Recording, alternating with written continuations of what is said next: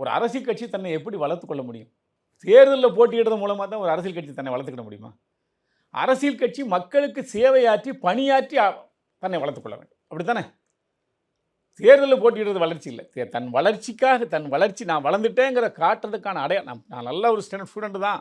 நான் படிச்சிருக்கேன் அப்படிங்கிறத காட்டுறதுக்கு தான் பரீட்சை.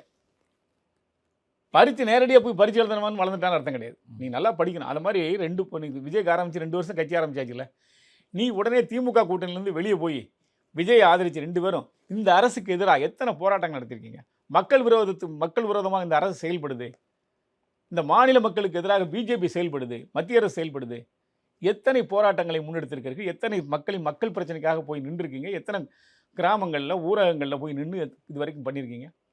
நாளைக்கு தேர்தல் வருது, இன்னைக்கு தான் மக்களை பற்றின சிந்தனை உங்களுக்கு வருதா? அவங்க போராட்டம் பெரும் போராட்டம். யார் கட்சி தலைவர், யார் அடுத்து எந்த கோஷ்டி அந்த கட்சியோட நிலைமையே அப்படிதான். அந்த காலத்தில் அந்த கட்சியை பற்றி எங்கள் ஐயா நெல்லை பாலாஜி நல்லா சொல்லுவார். 2 பேரும் எவன் தலைவன் சொல்லி ஒரு ரூமுக்குள்ளே அடைச்சி 10 பேர் அடைச்சா 10 பேரும் வெளியே வரும்போது வேஸ்ட் இல்லாமல் வருவான். இல்லை எவனை தலைவராக்கடா அப்படின்னு அடித்து சட்டையை கழிச்சிட்டு வந்துடுவான். அதுதான் காங்கிரஸ்காரன். நம்ம 500 பேர் உள்ளே போனாலும் 500 பேர் எப்படி போனோமோ அப்படியே பின்ன வருவோம். மடிப்பு அந்த சட்டையினுடைய மடிப்பு மடங்காமல் வருவோம் வெளியே. அவன் 10 பேர் உள்ளே போனாலும் வேஸ்ட் இல்லாமல் தான் வெளியே வருவான் அப்படின்னு எங்கள் நெல்லை பாலாஜி ஐயா மேடையில் பேசுவார். அந்த மாதிரி அப்படிப்பட்ட ஒரு கட்சி. நீ எந்த இடத்தில் இருக்கிறாய் என்பதை உணராமல் பேசுகிற ஒரு இயக்க தலைவர்களாக இருக்கிறார்கள். அவ்வளோதான். அவளை பற்றி பேசுறதுக்கு நமக்கு வேற என்ன இருக்குது? இல்லை, இன்னொரு விஷயம் இருக்குல்ல. இப்போ இவ்வளோ நாள் இவ்வளோ பேர் பதவி வச்சுட்டு இருக்காங்க. காங்கிரஸ் எம்எல்ஏ இருக்காங்க, எம்பிஸ் இருக்காங்க.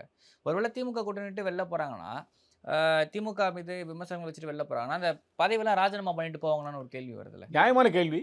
அதில் என்ன ஒரு சந்தேகம்? இப்போ மாணிக்கம் அண்ணன் திருநாவுக்கரசு அருமையாக சொல்லியிருக்காரு. மான ரோசம் உங்களுக்கு இப்போ தான் வருதா அப்படின்னு கேட்குறாரு. மாணிக் தாகூரை பார்த்து கேட்குறாரு. மான ரோசம் உங்களுக்கு இப்போ தான் வருதா? ஏன் எம்பி தேர்தல் அப்போ வரல? எம்பி தேர்தல் அப்போ சீட்டு கொடுக்க மாட்டேன். இதே பிரவீன் சக்கரவர்த்திக்கு சீட்டு கொடுக்க முடியாதுன்னு சொல்லிட்டாங்க. திருநாவுக்கரசு அண்ணனுக்கு சீட்டு கொடுக்க முடியாதுன்னு சொல்லிட்டாங்க. அப்போலாம் நீங்கள் உங்களுக்கு அந்த மான ரோசம் வந்திருக்கணும்ல. ஏன்னா அவ்வளோ பதிலும் நீ எம்பி ஆகணும்னு ஆசைப்பட்டேன். அவ்வளோதான்.